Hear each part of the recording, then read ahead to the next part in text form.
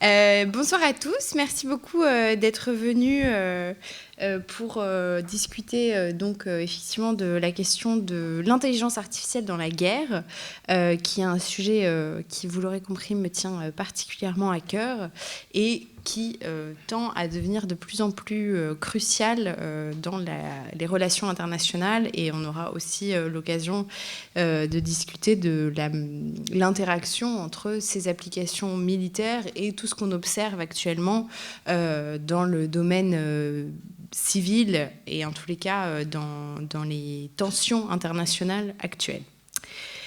Alors d'abord, en accroche, je voulais vous parler d'une analyse qui a été faite par Peter Singer, qui est un stratégiste américain, qui, il y a quelques mois, a comparé le champ de bataille ukrainien à la guerre civile espagnole. Et il disait finalement, nous sommes en 1936 d'une certaine manière, parce que ce qu'on observe dans les usages et dans les nouveaux outils militaires en dit beaucoup sur la guerre qui vient. C'est un laboratoire de la guerre du futur, comme l'était la guerre d'Espagne pour la Seconde Guerre mondiale en réalité. C'est-à-dire que pendant la guerre d'Espagne, on avait à la fois des tranchées, des fusils, ce genre de choses, mais on avait aussi des radios, le début des avions militaires qui allaient être une grande révolution. Et là, on est dans un contexte un peu similaire avec la coexistence, et ça a été dit beaucoup au sujet de l'Ukraine, de la Première Guerre mondiale, d'une certaine manière, et de la prochaine guerre. Donc, pour commencer, c'est toujours intéressant de voir quelles sont les applications concrètes de l'intelligence artificielle dans le domaine militaire. D'abord, l'intelligence artificielle, j'en donne une définition rapide pour rappel, même si on en entend beaucoup parler en ce moment. Moi, j'aime bien la définition qui a été donnée par John McCarthy en 1956. C'est lui qui a inventé l'expression. Lui, sa définition, c'est de dire que l'intelligence artificielle désigne l'ensemble des techniques qui permettent de mieux comprendre et d'imiter les cerveaux humains.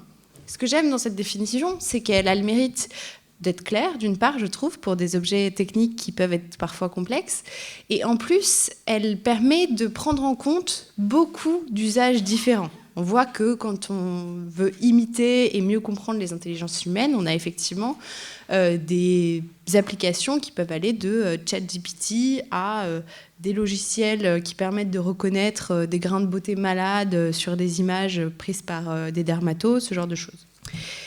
Donc, dans le domaine militaire, ces techniques d'IA sont en fait intégrées à l'intégralité des systèmes de force contemporains. Alors, je parle des armées modernes, disons, et dans des formes à la fois très nombreuses et assez protéiformes, puisqu'on les trouve à la fois dans la logistique, le ravitaillement. Donc, par exemple, on a des robots mules qui permettent de transporter des charges à la place des soldats. Et on peut aussi faire de la maintenance, par exemple, donc essayer d'optimiser l'approvisionnement en carburant, en vivres, peu importe, pour les forces là aussi. On trouve aussi les techniques d'intelligence artificielle dans le renseignement, l'observation, la reconnaissance. Donc là, c'est à la fois pour capter des données, améliorer ce qui peut être tiré de ces données, et éventuellement faire des recommandations. Donc là, on passe dans les usages en termes d'analyse et de prédiction des menaces, plutôt, et aussi de ciblage, puisqu'en fait, le fait d'améliorer les capacités de renseignement, d'observation, d'analyse, permet aussi de mieux cibler, de proposer des cibles plus pertinentes. Ça se traduit aussi par de l'aide à la décision. Donc là, très concrètement, si vous voulez, à ce stade de la chaîne, d'une certaine manière, on pourrait imaginer avoir de l'intelligence artificielle qui serait à la fois intégrée dans des robots militaires, par exemple, qui servirait à la fois d'effecteurs, donc c'est-à-dire qu'ils auraient un effet, ils agiraient. Donc là, l'exemple typique, c'est les drones qui peuvent, par exemple, lancer des missiles, mais aussi de capteurs, donc qui peuvent récupérer des données qui sont utilisées ensuite, donc dans le renseignement, dans l'analyse, pour cibler et pour suggérer une décision dans la hiérarchie militaire. Donc, par exemple, toujours notre drone aurait des images du champ de bataille qui informaeraient un programme d'intelligence artificielle plus grand qui mélangerait des données de nature différente et venues de types de renseignements différents pour dire, voilà, à tel endroit, si on prend l'exemple ukrainien, des munitions sont stockées par l'armée russe, donc il faudrait frapper cet endroit.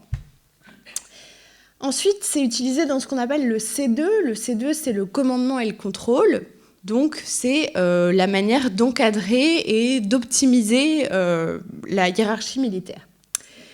C'est utilisé également pour rendre les systèmes d'armes plus autonomes, alors pas au sens étymologique de l'autonomie qui voudrait que le système se régisse par ses propres lois, ça c'est autonomos, au sens où un nombre croissant de fonctions peuvent finalement se passer de l'humain. Donc si on reprend l'exemple de notre drone, en 2014 par exemple, donc pendant le précédent conflit en Ukraine, des drones étaient déjà utilisés. Simplement, ils étaient téléopérés. La téléopération, en termes très simples, c'est le principe de la télécommande. C'est-à-dire qu'il y a un opérateur qui est à distance et qui dirige un peu comme une voiture télécommandée d'une certaine manière. Sauf que ce qui se passait à ce moment-là, c'est que les drones qui étaient téléopérés de cette manière pouvaient être brouillés. C'est-à-dire que la liaison entre l'opérateur et le système pouvait cesser du fait des capacités de guerre électronique russes, notamment parce que les Russes sont très forts dans ce domaine-là. Et lorsque la liaison était coupée, eh bien, les drones ne pouvaient plus continuer leur mission. La plupart du temps, soit ils tombaient, parce qu'ils ne savaient plus ce qu'ils devaient faire, soit ils continuaient un petit peu, et puis au bout d'un moment, ils n'avaient plus suffisamment d'autonomie énergétique, donc ils finissaient par tomber de toute façon. Or, l'intelligence artificielle, là, est très utile parce que, précisément, ça permet de maintenir la mission, de continuer l'opération, même si la liaison est perdue, en programmant et en remplaçant l'opérateur par un programme d'intelligence artificielle.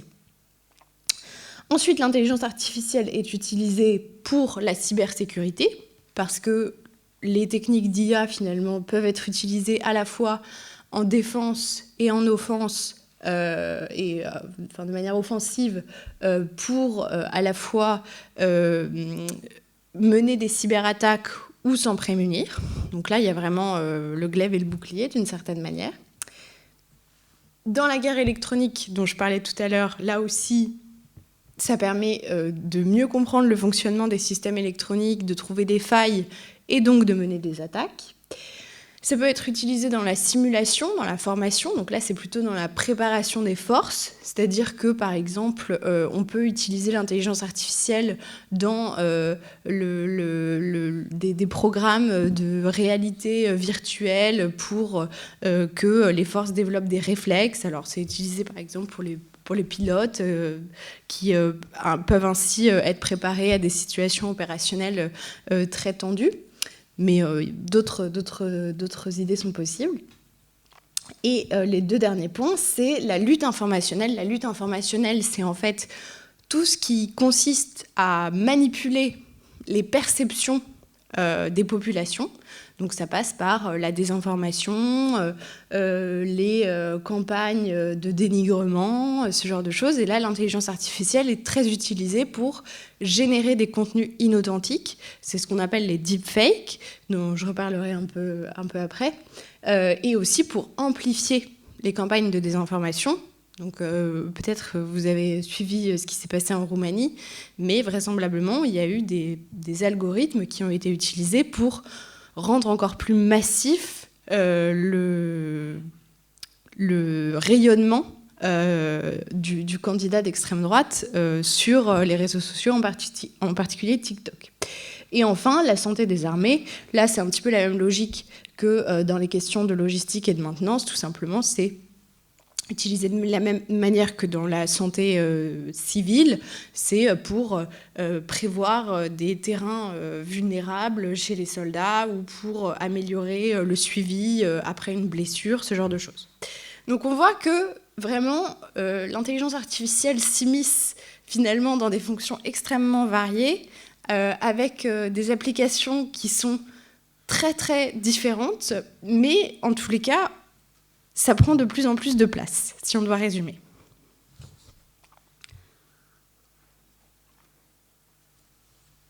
Ça prend de plus en plus de place parce que l'intelligence artificielle militarisée est porteuse de beaucoup de promesses. À la fois, comme je le disais, parce que les systèmes, donc là par exemple c'est des drones qui sont sur la photo, peuvent être des capteurs et des effecteurs, et ça c'est nouveau, parce qu'avant, quand on était en guerre, on avait à la fois des effecteurs qui pouvaient être tout type de système d'armes, un fusil, un missile, peu importe, et des capteurs qui là pouvaient être le radar par exemple, les écoutes radio, les écoutes téléphoniques, ce genre de choses. Avec le fait d'avoir les deux, ça permet aussi de s'adapter en temps réel. Et ça, on l'a beaucoup vu en Ukraine, puisque ce qui était capté sur le théâtre était très rapidement remonté, et ça permettait d'accélérer le rythme de la décision.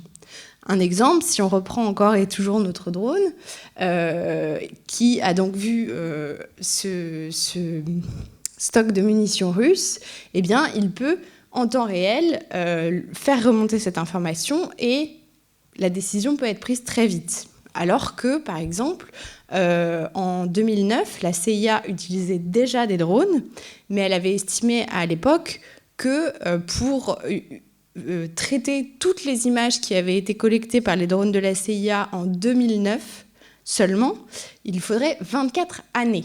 Donc on voit que ce n'était pas possible à l'échelle humaine. Là, ce que permettent les programmes d'intelligence artificielle, c'est de repérer les points saillants et d'informer plus rapidement pour justement débarrasser les opérateurs humains de certains visionnages chronophages ou pilotages chronophages, etc.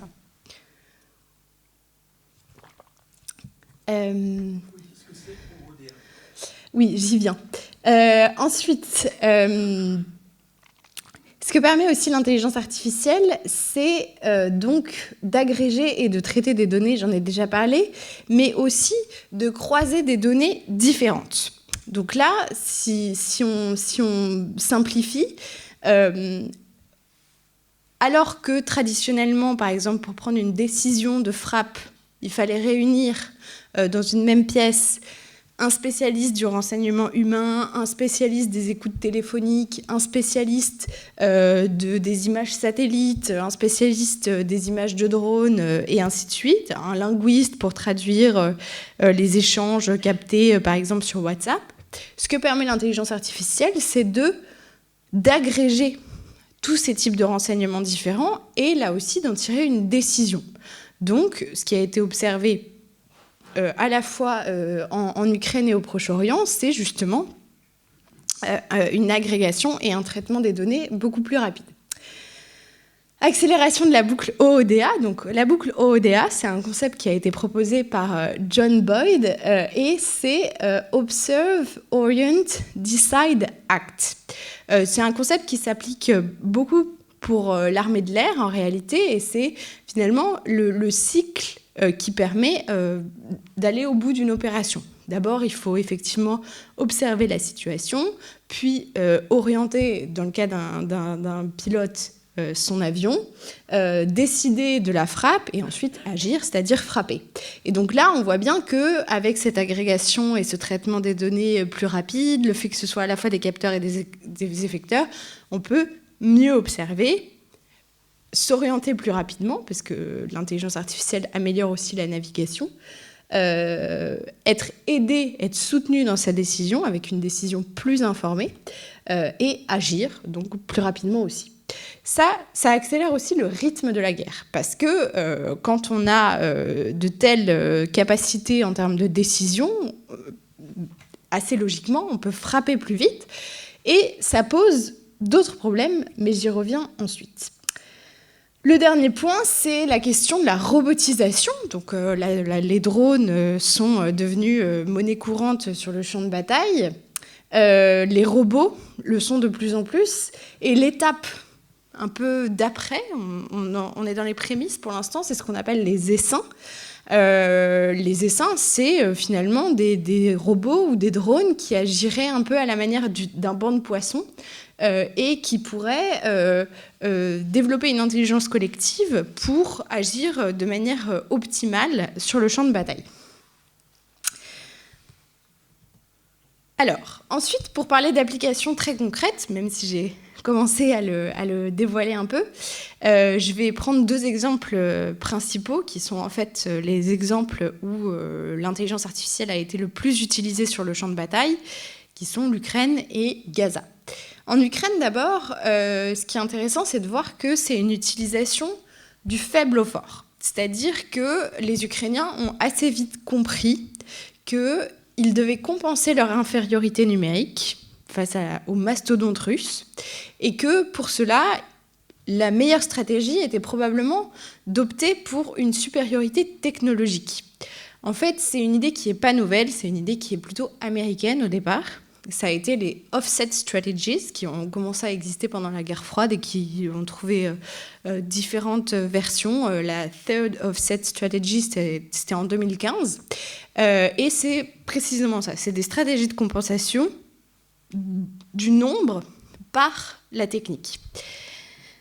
Donc, ça permet une forme de nivellement, c'est comme ça que ça s'appelle, c'est-à-dire qu'on rééquilibre les forces et c'est l'idée que même si on est moins nombreux, on peut malgré tout emporter la victoire si on a un matériel plus sophistiqué, tout simplement. Et c'est ce qui a fait dire au magazine américain Time en février 2024 que la guerre en Ukraine était the first AI war. Alors, ce qui est intéressant, c'est qu'en fait, ce n'est pas la première fois qu'on parle de la première guerre de l'IA, mais en tous les cas, ça a été compris comme ça dans le débat public. Donc, la place prise par les drones, j'en ai déjà parlé, et on voit bien que plus que jamais, la guerre des drones est associée au conflit ukrainien. C'est presque comme une métonymie aujourd'hui, et d'ailleurs, les drones, par exemple, turcs, occupe une place dans l'imaginaire de cette résistance ukrainienne très importante. L'autre point intéressant, c'est la manière dont, là aussi, les données ont été croisées, donc grâce à ce qu'on appelle l'Open Source Intelligence, donc c'est l'OSINT, et là, c'est le fait de s'appuyer sur des données qui sont publiques, qui sont ouvertes, notamment sur les réseaux sociaux, pour informer la décision militaire. Donc ce que les Ukrainiens ont beaucoup fait, par exemple, c'est de regarder ce qui se passait sur Contact, qui est le Facebook russe, ce qui se passait sur Twitter, ce qui se passait sur un certain nombre de réseaux sociaux, pour croiser ces informations qui avaient été repérées, et les comparer, par exemple, avec des images satellites qui, là aussi, peuvent être ouvertes. Google Earth, par exemple, tout le monde peut y avoir accès. Et essayer de repérer des mouvements de troupes, des dépôts de munitions, ce genre de choses. Et là aussi, l'intelligence artificielle a été très utilisée, comme je le disais, pour rassembler et tirer le meilleur profit de toutes ces informations très, très variées. Le dernier point qui est important à mentionner au sujet de l'Ukraine, c'est la place des big tech, donc des géants du numérique américains. Donc on peut citer les usual suspects comme Google, Meta, Amazon, Microsoft, un peu moins Apple, mais tout de même. Et donc très tôt, dans le conflit russo-ukrainien, on a vu ces géants du numérique arriver à Kiev, proposer leurs services à Volodymyr Zelensky, au début gratuitement d'ailleurs. Bon, après finalement ça a quand même été contractualisé. Mais c'est très important de le mentionner. Alors, ce n'était pas uniquement une forme de grandeur d'âme de la part de ces géants du numérique américains. Ils avaient en réalité beaucoup à y gagner pour plusieurs raisons. D'abord parce que ce qui manquait au décollage de l'IA militaire, c'était les données opérationnelles. C'est-à-dire qu'on avait des progrès en IA qui étaient visibles dans le domaine civil, mais il n'y avait pas encore eu d'application sur le champ de bataille, tout simplement. Or, comme vous vous en doutez, le champ de bataille, c'est très différent des démonstrateurs technologiques et des prototypes qu'on fait dans les laboratoires. Donc le fait d'avoir des retours d'expérience et d'expérience opérationnelle, ça a été très précieux parce que c'est ça qui a permis les avancées considérables qu'on observe depuis maintenant bientôt 3 ans. Ensuite, ça a aussi permis à un certain nombre de grands acteurs du numérique américain de redorer leur blason, parce que pour plusieurs d'entre eux, ils étaient très controversés. C'est le cas notamment de Palantir, dont vous avez peut-être déjà entendu parler, qui est une société américaine qui avait été associée à des soupçons de surveillance de masse, parce qu'elle permettait d'identifier des individus à travers leurs données personnelles, ce qui était une violation de la vie privée. Une autre entreprise qui s'appelle Clearview AI, qui était accusée de la même chose, mais là sur des applications plutôt de reconnaissance faciale. Et donc, là, ils sont devenus les sauveurs des Ukrainiens. Et forcément, c'est quand même beaucoup plus vendeur sur le plan du marketing que les vilains outils de surveillance de masse. Le dernier point, c'est que c'est évidemment des débouchés commerciaux, puisque tous ces systèmes qui sont expérimentés en Ukraine sont devenus state of the art, comme on dit en anglais, et le label Combat Proven est devenu un argument marketing. Et d'ailleurs, ça s'est observé dans un certain nombre de salons d'armement récemment, par exemple à Eurosatory en France en juin dernier. Et donc là, il y a évidemment une portée bassement mercantile, mais qui est importante à mentionner pour comprendre ces dynamiques. À Gaza, on a finalement un théâtre qui est très différent, parce que là, ce n'est pas une ligne de front avec des tranchées de plusieurs centaines de kilomètres, des camps très séparés, c'est de la guerre urbaine. Et surtout, là où l'Ukraine, c'est le faible par rapport au fort, dans le cas de la guerre d'Israël contre le Hamas, c'est le fort face au faible, puisque Tsahal, l'armée israélienne, a utilisé les techniques d'intelligence artificielle pour asseoir sa supériorité technologique sur les combattants à la fois du Hamas et du djihad islamique.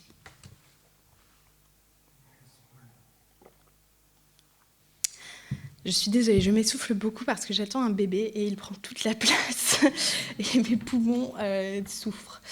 Oui, alors, à Gaza, donc on a beaucoup entendu parler de plusieurs programmes d'intelligence artificielle que je vous ai mis juste ici et qui sont très intéressants parce qu'ils montrent bien la manière dont l'intelligence artificielle peut être utilisée.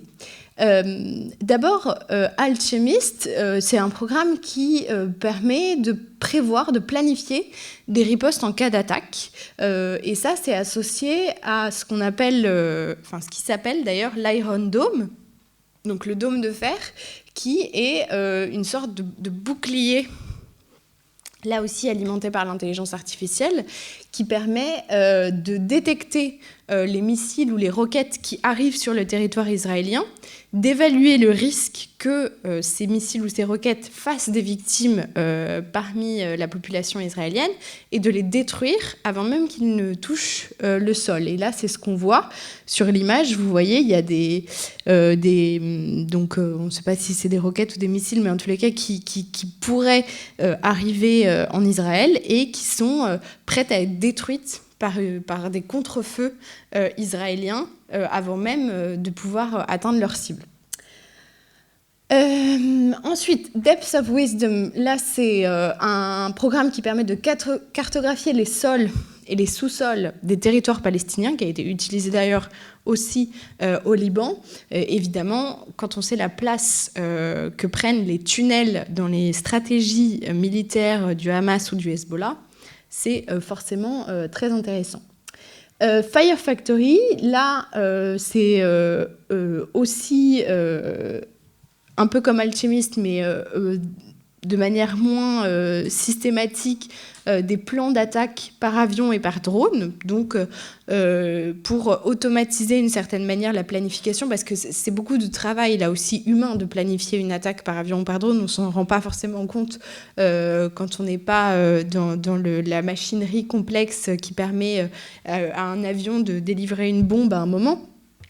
Mais il y a il y a un dossier d'objectifs qui est monté avec beaucoup d'éléments qui doivent être réunis, etc. Donc ça permet de rendre plus rapide cette procédure. Et les 3 programmes qui sont les plus controversés et qui ont été documentés notamment par un magazine israélien qui s'appelle 972, c'est Lavender, Absora et Where's Daddy. Je vais commencer par Absora. Absora, ça veut dire l'évangile en français. Et c'est un programme qui permet d'identifier des bâtiments à cibler dans la bande de Gaza parce qu'ils ont été repérés comme étant utilisés par le Hamas, soit parce que c'est des lieux d'habitation des combattants du Hamas, soit parce que c'est des lieux stratégiques, là aussi dépôts de munitions, relais de radio, ce genre de choses. Ensuite, Lavender, c'est un programme qui là, cette fois, permet d'identifier des cibles humaines, donc des combattants du Hamas eux-mêmes, selon leurs patterns of life, c'est comme ça que ça s'appelle, donc les schémas de vie.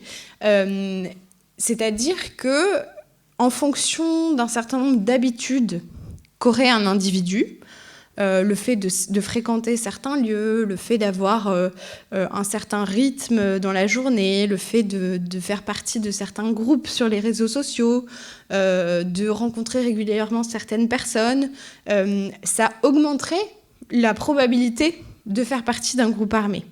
Ce concept, il a été beaucoup développé par les Américains au départ, pendant leur guerre contre la terreur, comme l'a appelé Bush, et ça donne lieu à ce qu'on appelle des signature strikes, donc des frappes signatures, où on n'est pas absolument certain qu'un individu est Monsieur X, combattant d'Al-Qaïda, dans le cas des Américains, mais qu'il a 98% de chance d'être Monsieur X parce que il va dans les mêmes lieux que Monsieur X, il est sur le même groupe WhatsApp que Monsieur X, il se lève le matin à la même heure que Monsieur X, etc., etc. Bon, le problème, vous vous en doutez, c'est qu'il n'y a pas de fiabilité à 100%. L'autre problème, c'est que, en fait, dans la manière dont Lavender a fonctionné, les patterns of life qui avaient été pré-identifiés s'appuyaient sur des données qui étaient obsolètes ou qui pouvaient le devenir. C'est-à-dire que, notamment, un des critères importants a été le numéro de téléphone. Or, pendant un conflit, il n'est pas du tout rare qu'on prête son téléphone, on se fasse voler son téléphone, on perde son téléphone, et donc on peut se retrouver très facilement avec un numéro de téléphone qui a eu des activités criminelles auparavant, mais être soi-même innocent. Autre problème qui a été constaté, il y a eu beaucoup d'homonymes qui ont été confondus. Et dans les territoires palestiniens, il y a beaucoup de gens qui portent le même prénom et le même nom de famille, ce qui là aussi pose la question des frappes injustes. Le dernier programme qui a fait encore plus polémique, il s'appelle Where's Daddy.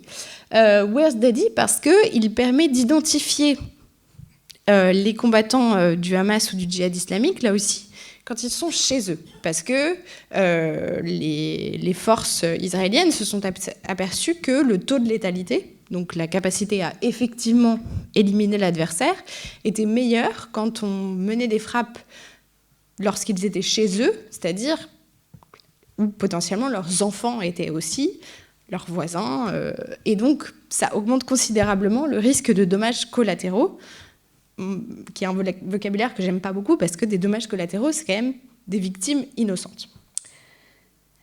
Ensuite, un autre point intéressant, et ça rejoint l'idée de lutte informationnelle dont je parlais un peu plus tôt, c'est la manière dont l'intelligence artificielle est utilisée dans la guerre des récits. La guerre des récits, on l'a vu beaucoup sur l'Ukraine et on l'a vu beaucoup sur le Proche-Orient aussi, c'est l'affrontement de visions d'une guerre entre deux camps très antagonistes qui essayent de pousser leur narratif. Donc dans le cas ukrainien, c'est d'un côté la Russie qui essaye d'expliquer que l'invasion s'est faite en légitime défense du fait de la place prise par l'OTAN à ses frontières, etc. De l'autre, le récit ukrainien qui consiste à dire qu'ils ont été victimes d'un crime d'agression et qu'ils sont eux-mêmes en légitime défense. Et dans le cas de Gaza, l'enjeu a été principalement, là aussi en fait sur la question de la légitime défense, puisque Israël défendait son droit à se défendre après le 7 octobre, tandis que les acteurs pro-palestiniens mettaient l'accent sur la disproportion de cette riposte et le fait que la légitime défense devait s'arrêter à un moment. Et donc là, l'intelligence artificielle a été utilisée à la fois pour générer des contenus inauthentiques. Et là, on a 2 contenus inauthentiques qui ont été générés par intelligence artificielle. Le premier, et c'est très intéressant, c'est une fausse image d'un père donc, dans les décombres de Gaza avec ses enfants qu'il essaye de secourir. Bon, alors il y a des images authentiques qui ressemblent à ça. C'est pas le sujet. Ce qui est intéressant, c'est que le journal Libération a utilisé cette image indirectement parce qu'en fait, la une de Libé, c'était un homme qui brandissait l'image de cet homme, donc cette fausse image, pendant une manifestation au Caire contre la guerre à Gaza. Et donc, il y a eu tout un débat sur est-ce que Libé a été victime de fake news, relaye des fake news, etc. En tous les cas, on voit à quel point ces images peuvent devenir virales et devenir des arguments en faveur ou contre un certain camp dans un conflit. Le deuxième exemple, c'est donc Come Visit Beautiful Gaza. Là, c'est un spot publicitaire qui a été diffusé par des acteurs israéliens pour montrer à quel point la bande de Gaza serait belle, pourrait être une sorte de Dubaï si le Hamas n'existait pas. Donc, pour vraiment mettre la charge de la responsabilité sur le Hamas et insister sur le fait que si Gaza a été complètement détruite, c'est parce qu'il y avait ces combattants du Hamas. Et donc, oui, certes, ce sont des bombes israéliennes, mais le problème initial, c'est ces acteurs hostiles à Israël. Donc ça, c'est ce qu'on appelle des deepfakes, qui sont relayés sur les réseaux sociaux, donc avec ce qu'on appelle des bots. Donc des bots, c'est des comptes animés par des intelligences artificielles qui relayent très massivement et qui amplifient comme ça, parce que les algorithmes des réseaux sociaux fonctionnent de façon à ce que plus un post est relayé, plus on a l'impression que c'est une opinion partagée. Et donc, finalement, ça peut donner l'impression d'un mouvement spontané en faveur, par exemple, des Ukrainiens, alors que c'est parfois des comptes qui relayent de manière automatique des posts pour leur donner de l'ampleur et faire croire là aussi à l'authenticité. Et dernier point intéressant, l'intelligence artificielle a aussi été utilisée pour, là c'est très barbare, screening des RS pour faire du doxing, je suis désolée, pour en fait scanner les réseaux sociaux et repérer des gens. Donc le doxing, c'est vraiment le fait d'identifier des individus sur les réseaux sociaux pour dévoiler leur identité et faire pression sur eux et sur leur famille. Donc par exemple, les Ukrainiens ont fait pas mal ça pour repérer des soldats russes en Ukraine, donc en comparant là aussi par exemple des images de drones avec des comptes sur les réseaux sociaux, faire de la reconnaissance faciale et dire que Vladimir je ne sais quoi est actuellement à Kherson, et donc ça permettait aussi de créer une pression sur sa famille, sur son entourage, pour saper le moral du camp adverse. Alors, néanmoins, maintenant qu'on a vu tout ce que les belligérants espèrent de l'intelligence artificielle, moi, ce qui m'intéresse plus, c'est d'alerter sur les risques associés au recours à ces techniques. D'abord, l'intelligence artificielle, contrairement à la manière dont elle est parfois présentée, n'est pas du tout exempte de biais, et elle n'est pas du tout exempte de faire des erreurs. D'abord parce que les jeux d'entraînement sont eux-mêmes biaisés.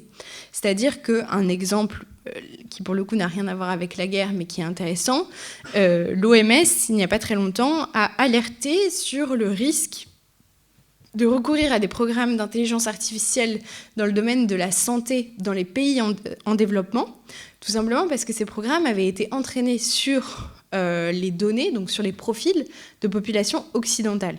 Et on n'a évidemment pas le même métabolisme et pas les mêmes risques de santé quand on est un Européen qui vit en France, par exemple, avec certaines conditions, et quand on est un Sénégalais qui est exposé à d'autres environnements, d'autres traitements aussi, ce genre de choses.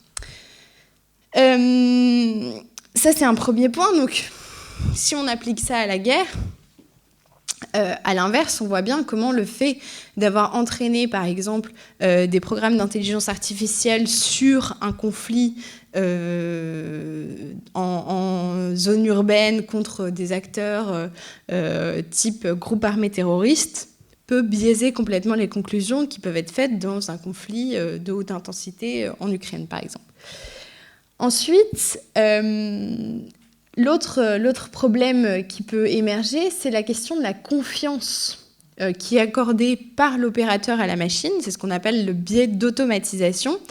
Et c'est ce qui a été observé, c'est-à-dire que les humains, quand ils sont face à des techniques d'intelligence artificielle dont ils savent qu'elles font des calculs très sophistiqués, qu'elles prennent en compte un nombre très important de données différentes, se sentent finalement démunis et se sentent surtout moins intelligents.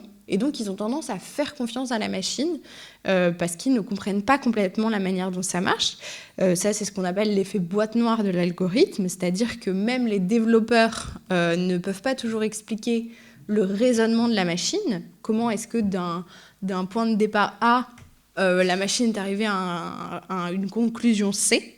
Le raisonnement parfois échappe dans certaines techniques d'intelligence artificielle, pas dans toutes, mais aux développeurs eux-mêmes. Donc on imagine bien qu'un opérateur qui en réalité est un soldat, c'est-à-dire pas un ingénieur dans la plupart des cas, comprend encore moins et peut donc encore plus se fier aux recommandations. Et donc ça donne finalement une forme de droit de veto, plus que de discernement réel ou de vraiment pouvoir de vérification réelle. Et ça, on l'a beaucoup vu, notamment en Israël, puisque ce qu'a révélé le magazine 972, c'est que le temps laissé aux opérateurs qui donc étaient derrière leur écran, qui utilisaient les programmes dont je vous ai déjà parlé. Donc, par exemple, quand Lavender faisait une recommandation de cible sur un homme et disait Monsieur Y est un combattant du Hamas à 98%. La personne, donc côté israélien, l'opérateur qui devait prendre la décision, devait le faire en quelques dizaines de secondes. Donc on voit qu'en quelques dizaines de secondes, on n'a pas véritablement le temps d'exercer son entendement. Et l'autre problème, c'est que dans ces quelques dizaines de secondes, en fait, l'opérateur savait quel type de données avait été pris en compte. Donc, il savait que la machine avait utilisé des images satellites, des images de drones, des écoutes téléphoniques, comme je le disais, mais il ne savait pas ce qu'il y avait d'incriminant dans ces données. Il n'avait pas la charge de la preuve, et donc c'est une décision à l'aveugle. Par ailleurs, l'intelligence artificielle militarisée s'accompagne aussi de nouvelles menaces qui sont liées à la fois à la convergence entre la lutte informatique, c'est-à-dire les cyberattaques, de manière générale, les opérations dans le cyberespace, et la guerre informationnelle, dont on a déjà parlé. Et donc, ça permet d'étendre la surface d'attaque.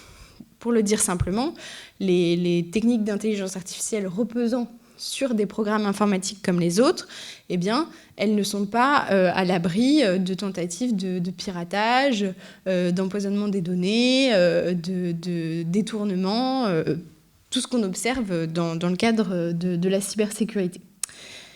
Autre problème lié à la métacognition, c'est-à-dire la capacité à apprendre de manière autonome, et une partie des techniques d'intelligence artificielle repose sur ce principe, c'est ce qu'on appelle le deep learning, donc c'est l'apprentissage profond, où on laisse la machine apprendre d'elle-même.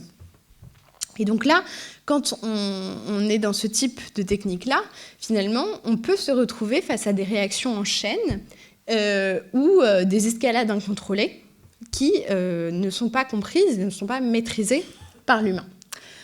Un risque de prolifération, puisque ces techniques sont à la fois pas si coûteuses que ça, elles sont en train de se démocratiser très largement.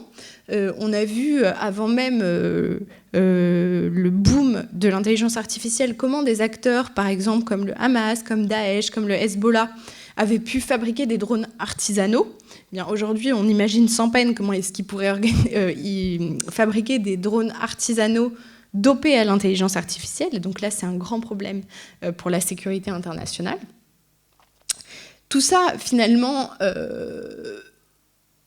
donne lieu à des approches, disons, alternatives sur l'éthique et sur les applications militaires de l'IA, où on se cache un petit peu derrière la catégorie de contrôle humain, pour dire il y a un contrôle humain, alors que dans les faits, c'est pas parce qu'on a un humain dans la boucle que le contrôle humain est significatif. C'est ce que je disais tout à l'heure sur le fait qu'un opérateur se retrouve à avoir quelques dizaines de secondes pour prendre une décision en n'ayant pas la charge de la preuve. Donc, c'est une décision à l'aveugle.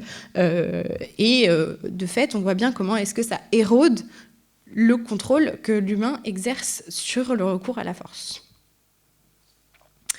Donc, effectivement, dans ces expériences opérationnelles, on tire deux enseignements. Donc, d'une part, le fait que le garde-fou de l'humain on the loop n'est pas efficace, comme je viens de le dire.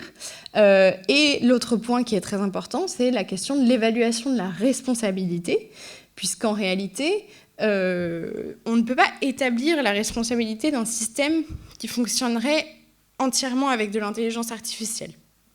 C'est-à-dire que pour établir la responsabilité, il faudrait être capable de prouver à la fois l'acte matériel, donc ça, dans le cadre d'une exaction, d'un crime de guerre en général, malheureusement, bon, il y a un charnier, il y a des preuves matérielles, mais il faut être capable aussi d'établir l'intentionnalité. Donc c'est ce qu'on appelle le mens rea, par opposition à l'actus reus.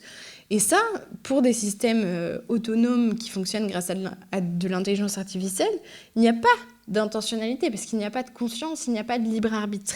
Donc en fait, la responsabilité, là aussi, s'érode. Alors, quelqu'un n'est pas d'accord, on pourra en reparler pendant les questions.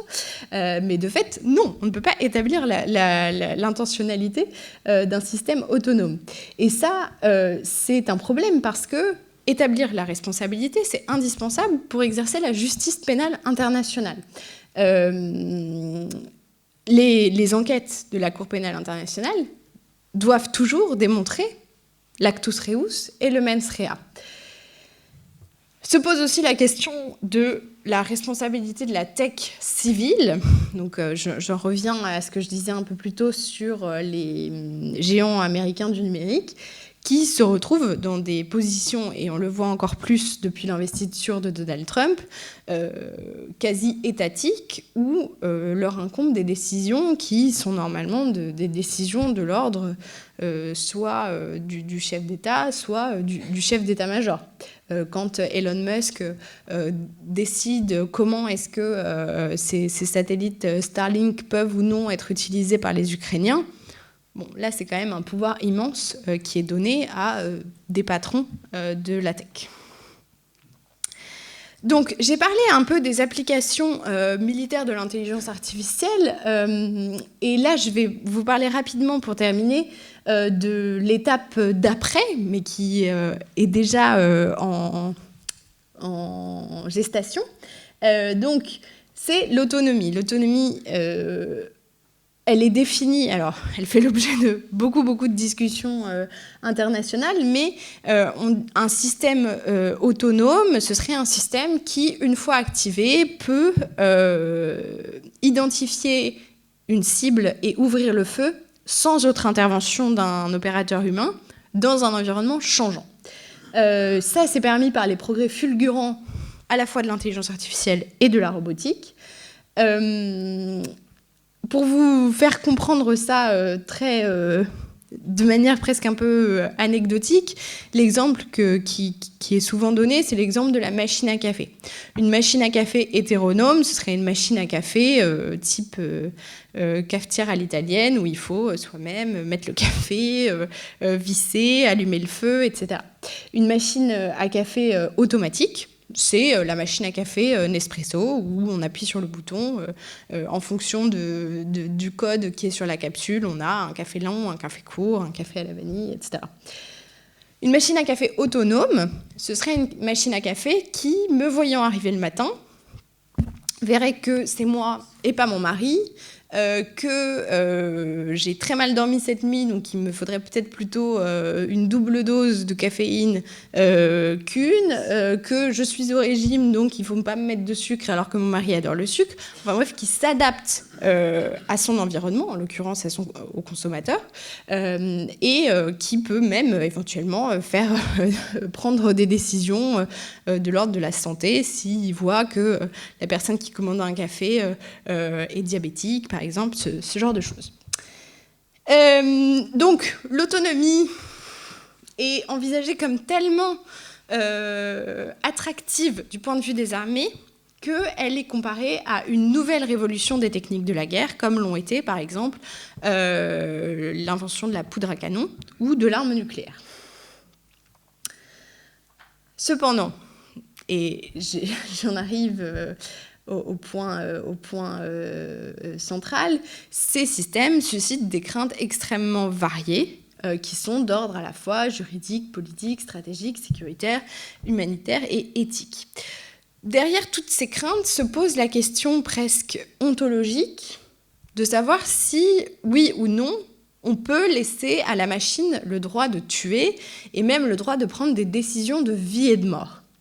Ça, c'est un dilemme éthique. En éthique, j'aime beaucoup rappeler cette phrase de Raymond Aron, qui disait que le choix en politique n'est pas entre le bien et le mal, mais entre le préférable et le détestable, ce qui m'amène à une question que j'aime bien poser à mes étudiants, qui est-il préférable d'être tué par un robot ? Et alors là, quand on pose cette question, les réponses sont très intéressantes. Vous pouvez vous poser la question de votre côté. Et on a vraiment une variété de réponses assez amusantes, alors que certains se disent que, bon, d'une certaine manière, foutu pour foutu, autant être tué par un robot qui fait ça proprement, qui risque pas de torturer, de violer, ce genre de choses. D'autres disent qu'ils veulent être tués par un humain pour que cet humain ait leur mort sur la conscience. Et ça, c'est assez important parce que c'est la question du fardeau moral de l'homicide qui existe aussi dans la guerre. Pour éclairer cette question, on peut s'appuyer sur les trois courants de la philosophie morale, que sont le conséquentialisme, le déontologisme et l'éthique de la vertu, et regarder un petit peu ce que nous disent ces trois approches. D'abord, la vision conséquentialiste. Vous savez, le conséquentialisme, c'est la mère, d'une certaine manière, de l'utilitarisme. Donc ça consiste vraiment à décider de la moralité d'un acte selon ses conséquences. Et en particulier, si un plus grand nombre de personnes s'en tirent mieux d'une certaine manière du fait de l'acte, dans ce cas, on considère que cet acte est légitime sur le plan moral. Donc de ce point de vue-là, finalement, les armes autonomes permettraient une réduction du s'inscrivent dans un moment où on est face à une réduction du format des armées, depuis la fin de la conscription qui a existé dans beaucoup d'armées depuis les années 90. On est aussi dans un contexte de moindre tolérance aux pertes humaines. Il y a des études qui ont montré qu'au-delà d'un certain seuil de pertes humaines médiatisées, les démocraties libérales étaient contraintes d'arrêter leurs opérations parce que l'opinion publique ne les acceptait plus. Donc les systèmes autonomes permettraient une réduction des coûts, à la fois économiques, parce que ces systèmes sont aussi moins coûteux que des soldats, notamment en maintenance, etc. Un drone coûte quand même moins cher qu'un militaire. Du point de vue des coûts humains, aussi, puisque ça permet une préservation de la vie humaine, et donc des coûts politiques, puisque quand on perd des hommes sur le champ de bataille, ça coûte cher sur le plan politique. Ils sont plus rapides, plus précis, plus endurants, plus coordonnés sur le champ de bataille, donc ils dotent les États qui en disposent d'un avantage stratégique décisif. Par ailleurs, certains avancent que, puisqu'ils n'ont pas d'émotion, puisqu'ils n'ont pas peur, pas froid, bon, ça, je ne sais pas si ça incite beaucoup au meurtre, mais qu'ils ne sont pas stressés, qu'ils n'ont pas de désir de vengeance parce qu'ils ont perdu un camarade 2 jours plus tôt, qu'ils ne sont pas en colère, eh bien, il y a une moindre propension à avoir un recours excessif à la force pour se protéger et à commettre des exactions. Moi, je ne suis pas d'accord avec cette idée, mais c'est avancé par ceux qui défendent le recours à des systèmes d'armes létaux autonomes. En plus, ils ajoutent que, comme on l'a dit, c'est des effecteurs et des capteurs à la fois, et grâce à ces capteurs, on pourrait avoir une fonction de monitoring, c'est-à-dire d'enregistrement de ce qui se passe sur le champ de bataille, qui permettrait finalement d'apporter des preuves, par exemple, dans le cadre d'une enquête de la CPI. Et donc, on arriverait à une forme de guerre plus propre, plus rationnelle, fondée sur des calculs, prenant en compte beaucoup d'informations, et donc ce serait mieux du point de vue conséquentialiste. Après, le conséquentialisme, souvent, il y a vraiment 2 revers de la médaille, c'est pour ça qu'il y a aussi une vision conséquentialiste négative de ces systèmes d'armes autonomes. D'abord, l'absence d'émotion peut être prise dans le sens exactement inverse. C'est-à-dire qu'il y a tout un courant de pensée qui considère que les émotions sont au contraire vertueuses sur le champ de bataille parce qu'elles peuvent inciter à la pitié, à la mansuétude, à la bravoure. Et tout ça, c'est des émotions qui sont plutôt bénéfiques sur le champ de bataille et qui peuvent créer des refus de tuer, des volontés de désobéir. L'exemple très connu, c'est Stanislas Petrov, qui était un officier soviétique qui s'est vu alerté en 1983 de l'imminence d'arrivée de missiles nucléaires américains sur le sol de l'URSS. Et en fait, à ce moment-là, il aurait dû rationnellement en référer à sa hiérarchie, et ça aurait monté les échelons jusqu'à ce que la riposte vraisemblablement soit engagée. Et il raconte lui-même qu'il a eu une drôle de sensation dans le ventre, quelque chose où il n'a instinctivement pas voulu faire confiance dans OCO, qui était ce système de détection qui en fait se trompait et qui confondait ce qu'il avait pris pour des missiles avec les reflets du soleil sur les nuages. Donc bien lui en a pris. La question de la responsabilité, on en a déjà parlé.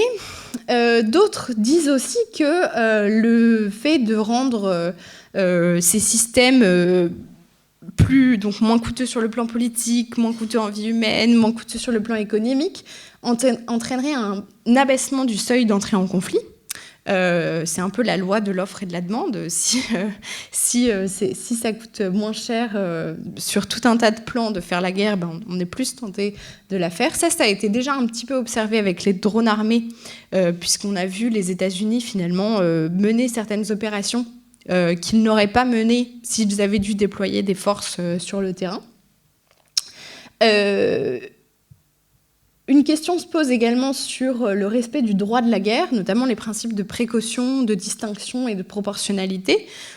Je ne vais pas entrer dans les détails là-dessus parce qu'on n'a plus beaucoup de temps, mais le principe, c'est que le droit de la guerre est implicitement pensé pour une agentivité humaine, et donc, dès lors que ce n'est plus un humain qui exerce la force, ces principes ne peuvent plus être respectés. Ensuite, il y a tout un débat qui est lié aux écueils de la guerre à distance. Donc ça a été dit. On peut rappeler Lévinas qui parle du visage, du fait que de voir le visage de son adversaire désincite à la violence. Le fait que, par exemple, une chercheuse américaine qui s'appelle Mary Cummings a parlé du phénomène de tampon moral qui survient quand on est exposé à la réalité à travers un écran, et donc on peut plus facilement avoir recours à la violence quand on n'est pas directement confronté à ces actes. Et alors là, avec les systèmes autonomes, c'est même plus uniquement une distance physique, mais aussi une distance psychologique, comme je le disais, plus personne n'emporte même le fardeau moral de l'homicide. Tout ça pose la question de la neutralité ou de la performativité de la technique. Ça, c'est un débat très classique dans les études sur la technique. D'une part, on a des penseurs qui donnent à la technique une nature performative, c'est-à-dire qu'ils considèrent que la technique en elle-même peut être porteuse de vertus morales. En réalité, moi, je pense que la technique est neutre en elle-même et que donc on ne peut pas espérer que la guerre soit plus propre parce qu'on utilise de l'intelligence artificielle. L'intelligence artificielle, c'est comme un couteau. De la même manière qu'un couteau peut être utilisé pour couper des légumes ou pour poignarder quelqu'un, les techniques d'intelligence artificielle dépendent de la volonté politique, et ça peut être utilisé soit dans le sens de plus de précision, d'une réduction des victimes civiles, ou dans le sens complètement inverse, en fonction de ce qui est décidé par les responsables politiques. Ensuite, pour aller rapidement sur la réponse déontologique, donc le déontologisme, c'est le fait de choisir un acte en fonction du respect de principes. Donc c'est Kant, c'est l'impératif catégorique. Et là aussi, c'est un peu partagé, puisqu'on a d'une part un philosophe américain comme Bradley J. Strother qui parle du principe de risque non nécessaire. Donc lui, ce qu'il dit, c'est qu'à partir du moment où un État demande à ses citoyens, ses soldats, mais qui sont malgré tout des citoyens, de défendre le territoire ou les intérêts de la nation, cet État doit prendre toutes les dispositions possibles pour protéger ce soldat, ce citoyen. Et donc, puisque les systèmes d'armes autonomes permettent de préserver la vie des soldats, ils sont désirables, mais même obligatoires, puisque cette obligation morale existe. Et certains vont même plus loin en disant que ces systèmes pourraient mieux respecter le droit de la guerre, et donc ce serait aussi un raisonnement humanitaire. D'autres placent la dignité humaine et la valeur de la vie au-dessus de tout, et considèrent que le fait de traduire des vies par du code informatique viole le principe de dignité humaine, et que donc c'est inacceptable, quand bien même ça permettrait certaines améliorations sur le champ de bataille. Donc, pour rappeler la dignité humaine d'après Kant, c'est le fait de traiter l'humanité, aussi bien dans sa personne que dans tout autre, toujours en même temps comme une fin, et donc pas comme un moyen. Enfin, et moi c'est le courant qui me semble le plus intéressant, l'éthique de la vertu consiste à décider si un acte est moral en fonction à la fois des vertus sur lesquelles on s'appuie pour prendre sa décision, mais aussi de la manière dont ça transforme l'individu. Or, le fait de recourir à ces systèmes peut emporter un certain nombre de conséquences.